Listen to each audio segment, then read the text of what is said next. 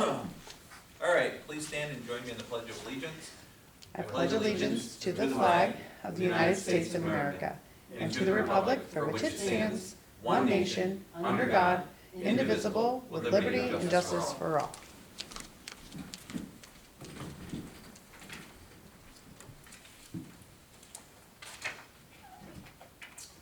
Call this meeting to order at 6 p.m. Can I get a roll call, please? Michael Cashman, Present. Thomas Wood, absent. Barbara Hebert, Here. Charles Costick, Here. Dana Isabella, Here. James Coffey, Here. and I, Catherine Salucci, is present. Is there anyone seeking to provide comment this evening? Seeing none, we'll move forward. I do have a couple things that I want to touch upon tonight. Chief Ewing, as noted at the previous meeting, was being installed as the New York State Association of Fire Chiefs. He wanted me to express his deepest thanks and appreciation for that proclamation. It touched him very dearly. His mother was also present, and it really just was a treat to see her eyes glimmer up in the pride that she had for her son. There was a great showing from Clinton County. And again, you know, Chief Ewing is only the second person from the county, the first from a town department, and he's already gone to work. So wish him the best and much success in the year ahead. A couple other just updates. The Battlefield Memorial Gateway project is making significant progress. Want to thank the Luck Brothers in particular for just being able to mobilize and to really get in there. It's looking great. The public in particular, to remind the folks that it still is an active construction site. Or if any of you that are out and about, if you do pop by, please give those individuals more than enough clear space. There's large heavy equipment and trucks that are going in. I don't want anybody to get injured. Some good news occurred this week where we had supply chain on the side of Cumberland Head playground equipment. We thought that the new playground equipment was going to be going in later in the fall. We got a call that they were able to push that calendar up, and between the highway department and building and grounds and recreation, people have been mobilizing. They pulled out the old equipment, and I just say this because some people have been like, you know, are we getting new, you know, is it coming back? You're talking about Treadwell. Treadwell, yeah. Yeah, you said Cumberland. Sorry, and Treadwell is coming. The new equipment will be installed sooner rather than later, so just stand by on that. And then there will be some other softer amenities that will also be coming that will finish out that space. But great example of engaging the PrAC committee, and then and us continuing to make recreation not just the programming, but the physical spaces warm and welcoming. Why I was going to invoke Cumberland Head again is now both May Courier and Cumberland Head both have the reader boards or communication boards in there, and one of them was a partnership with Autism Alliance. It's a really nice thing there. So on the negative side of things, but also a positive side of things, we did have an incident the other day, and we had a youth offender actually rip down one of the new cameras up on Wallace Hill, and the individual was apprehended by state police and is being held accountable. But I bring that to the group and to the community is that these are public spaces. A lot of money and attention is invested into these spaces, and it's not about the individual; it's about the action, and that they are being held accountable. So I just wanted to make everyone aware of that. And then the last thing that I do want to touch upon is some shocking and sad news that a business that's been in our community for approximately 14 years now, a neighbor of ours here on the Banker Road, as you probably know by now, Nova Bus is going to be closing around 2025. And while that's some ways out, they have some contracts. I know my colleagues on the board are thinking of the employees there but also the employees at the supporting businesses of Nova, such as Spencer ARL, and what the impacts could be on them and a number of other businesses. We're talking about 350 plus individuals. The one thing that I can say is before the news broke, I did receive a phone call from representatives from Nova. They did have a conversation, and they expressed specifically how much they appreciated working with the town of Plattsburgh over the years, the community, and the pride that they have in their workforce. And it was not about quote-unquote pilots or anything like that. It was really a strategic decision made at their corporate level in Canada. And I won't editorialize on that. What I will do is agree with their comments on their workforce.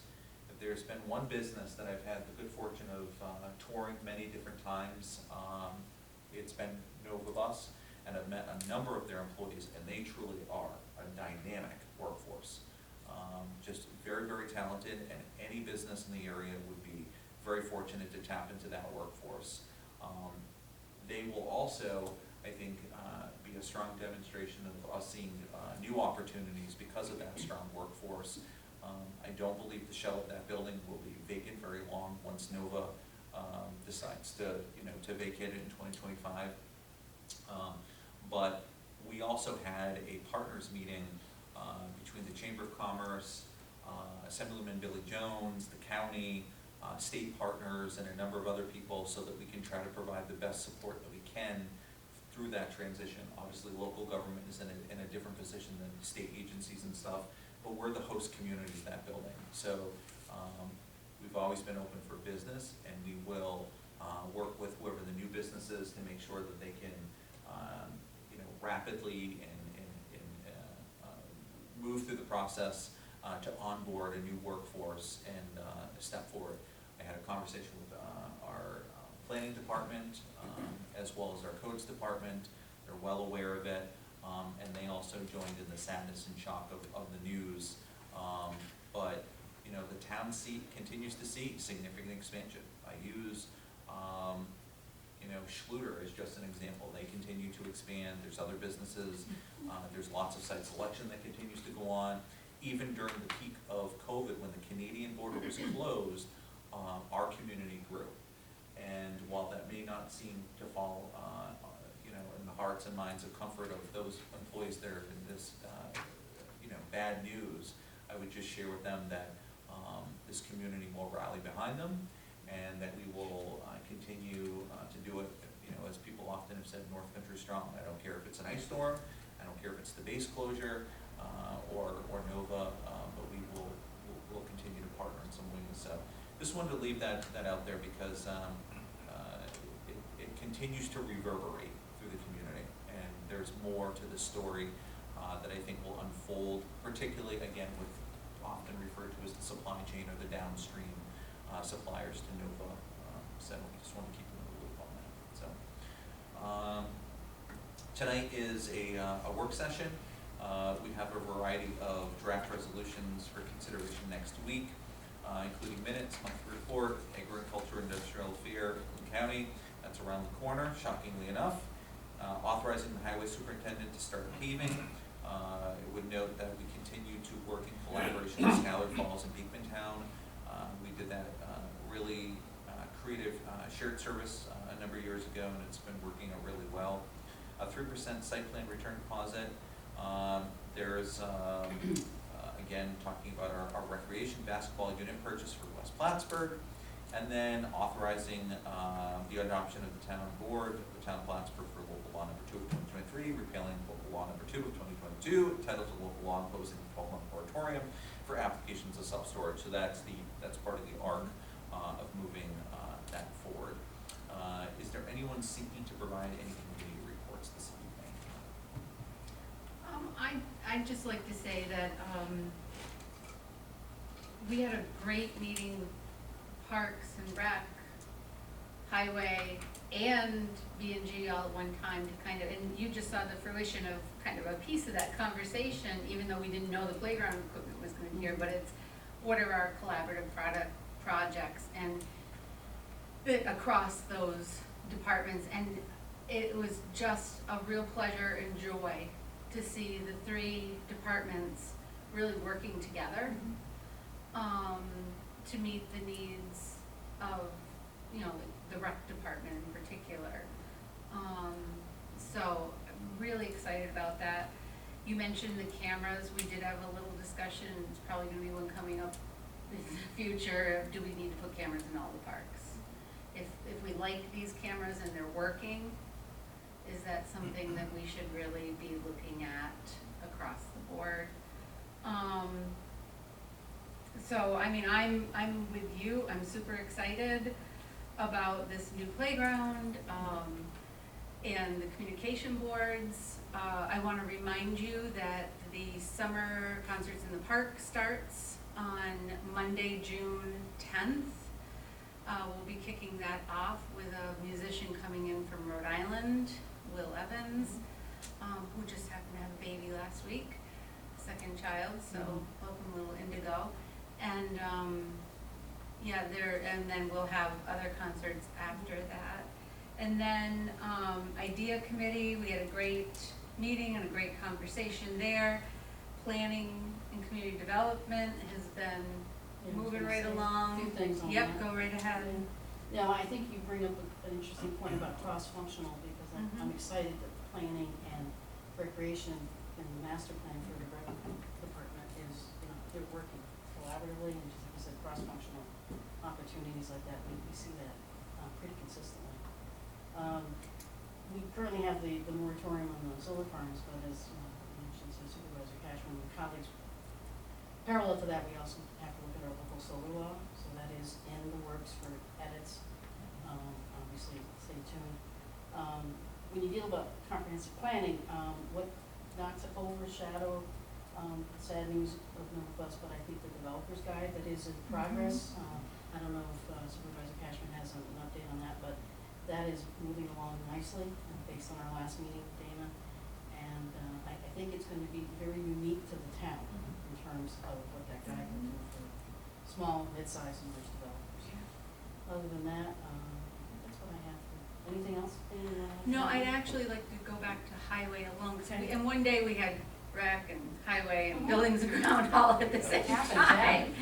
And I'm really pleased. I look forward to next season. Greg gave us some numbers on the our SALT program, our SALT pilot program, and the reduction of salt just in the small amount that we were able to do is astronomical.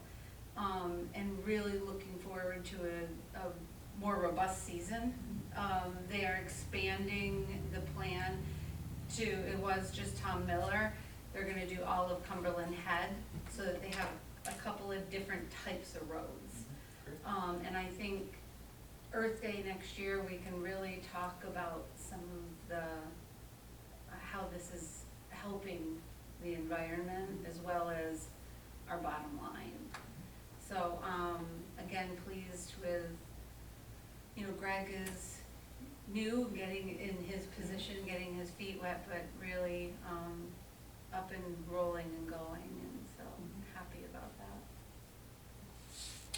I would just like to personally thank Michael for taking the time out of his busy schedule to attend the state chief's installation on Saturday. Well received. Many of the fire districts in the state of New York did not enjoy the collaborative spirit that we have here in the town of Plattsburgh between the town and the fire district. So, well received, and I know a lot of folks were happy to meet Michael, and he did a great job. So it was a very good event, and Clinton County was well represented.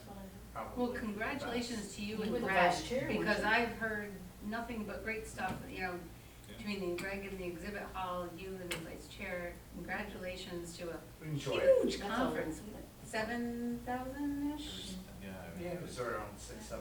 Wow. Big Wow. Yeah. That's a lot of people. Yeah, a lot of people, a lot of education programs, a lot of hands-on training, so, great event.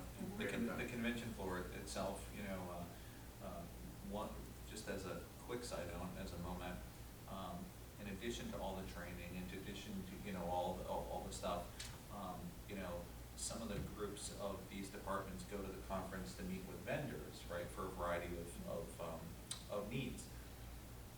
One of the biggest needs, obviously, is trucks, right? And you see them with clipboards or various things, and they're doing 360s around the vehicles and inspecting it, because some of them are building vehicles. And what happens in that moment is, you know, they're not just building a vehicle, then they're going and they're talking with departments and saying, how is this vehicle actually running in your community? Does it actually have enough of the water capacity? Is the frame to the left? So you can tell that they're taking it, they're doing a much deeper dive. And that's why I really applaud our volunteer fire departments, because they take it, it's not just a volunteer activity, it's a job, it's a duty, you know, and they're really taking that deep dive at all levels. The amount of training, the amount of extra stuff with the committees that they do to protect the taxpayers. And, you know, the North Country gets a lot of accolades too, from, you know, showing up time and time again to these types of conferences and doing best practices. So, you know, from the ongoing training efforts. So it was quite remarkable. Good So, stuff. anyone else seeking to provide any committee reports or updates? Seeing none, then we will adjourn at 6:17. We will see you next week. No meeting next week. 5th Thursday. Apologize. Say, schedule. Surprise! We all did, Special. Chuck, I'm just thinking, the number of people